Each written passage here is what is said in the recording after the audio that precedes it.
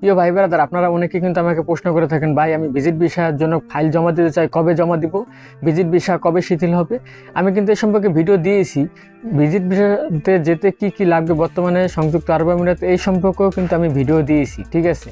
তবুও আজকে আরও কিছু গুরুত্বপূর্ণ টপিক ভিজিট ভিসা সম্পর্কে আপনাদেরকে জানাবো, ঠিক আছে। ভিজিট ভিসাতে আপনি গিয়ে কি কাজ করতে পারবেন কিনা, সাথে সাথে এরকম বিষয় নিয়েও সম্পূর্ণ টোটাল আমি একটি তথ্য আপনাদের মাঝে উপস্থাপন করব। আসসালামু আলাইকুম, আমি মোহাম্মদ মেহেদী হাসান। যেখান থেকে আমার ভিডিওটি দেখছেন সবাইকে ব্যাপারে মেহেদী অফিসিয়াল চ্যানেলে স্বাগতম। তো দর্শক, বিষয়টা হচ্ছে কি, অনেকেই কিন্তু আমাকে নক দিয়েছেন, ভাই ভিজিট ভিসাতে কবে ট্রাই করব।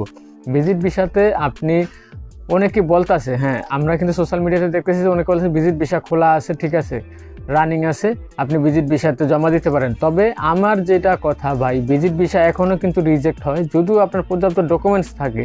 তবুও আপনার ভালোর জন্য বলছি, আপনি নভেম্বর মাসে ভিজিট ভিসার জন্য ট্রাই করেন, ঠিক আছে। আপনি এই নভেম্বর মাসে ভিজিট ভিসার জন্য ফাইল জমা দিতে পারেন, ঠিক আছে। যদি কেউ বলে এখন ভিজিট ভিসার জন্য জমা দিতে, আপনি দিতে পারেন, এটা আপনার ইচ্ছা। তবে এখন রিজেক্টের হার কিন্তু এখনও আছে, 50-50 কিন্তু এখনও রিজেক্টের হার রয়েছে। এতদিন কিন্তু 90% রিজেক্টের হার ছিল, তো এখন মনে করেন 50-50 আছে। তার মানে সামনে আরও আপনার রিজেক্টের হারটা কমে যাবে, ঠিক আছে।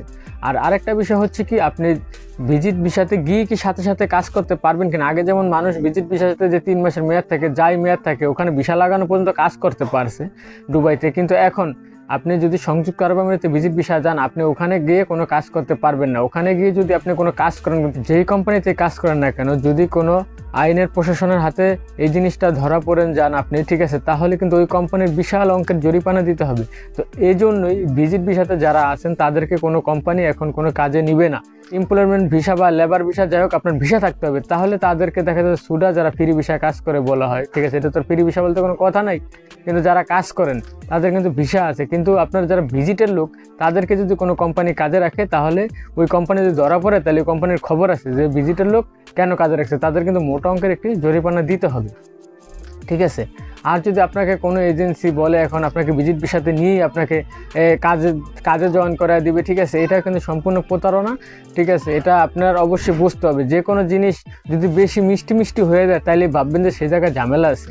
আমি কিন্তু কথা স্ট্রেট ফরওয়ার্ড বলি ভাই, ঠিক আছে। যদি আমার কথাগুলো ভালো লাগে তাহলে আমার চ্যানেলটা সাবস্ক্রাইব করেন। আর যদি যোগাযোগ করতে মন চায়, আমার একটি ফেসবুক পেজ রয়েছে ব্যাপারে মেহেদী অফিসিয়াল নামে, চাইলে মেসেজ দিন, ঠিক আছে। তো বিষয়টা এখানেই ভাই, আপনার বিষয়টা বুঝতে হবে। যে কোনো জিনিস কিন্তু সহজ না, যে জায়গায় এত জটিলতা আছে সেই জায়গায় অবশ্যই ঝামেলা আছে, এটা আপনার বুঝতে হবে। আমি কিন্তু এর আগেও বলছি ভাই, ভিজিট ভিসাতে কিন্তু এখন ডকুমেন্টস কিন্তু পাল্টাইছে, আগের মতো ডকুমেন্টস নেই, এখন কিন্তু অনেক ডকুমেন্টস লাগে, ঠিক আছে। অনেক কঠিন হয়েছে ভিজিট ভিসা নীতিটা, ঠিক আছে। তো বিষয়টা এখানে আর কি, ঠিক। আর আপনি যদি ভাবেন আপনি খুব সহজে আগের মতো ভিজিট ভিসায় উড়াউড়ি করে সংযুক্ত আরব আমিরাতে ঢুকে যাবেন, এটা ভুল ভাই। এখন মনে করেন ভিজিট ভিসায় ঢোকাটাও অনেক কঠিন হয়ে দাঁড়াইছে, ঠিক আছে, বিশেষ করে বাংলাদেশিদের জন্য, ঠিক আছে।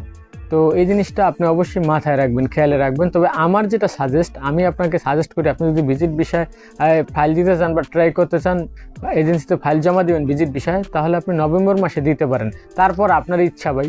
তবে আর যদি আপনার কোনো ওখানে রিলেটিভ থাকে, তাদের মাধ্যমে যদি অন্য কোনো ভিসায় যেতে চান, সেটাও ভালো। তবে যাই করবেন অবশ্যই ভেবেচিন্তে করবেন। তো দর্শক, আজকের মতো এই বন্ধু, সবাই ভালো থাকেন, সুস্থ থাকেন, আল্লাহ হাফেজ।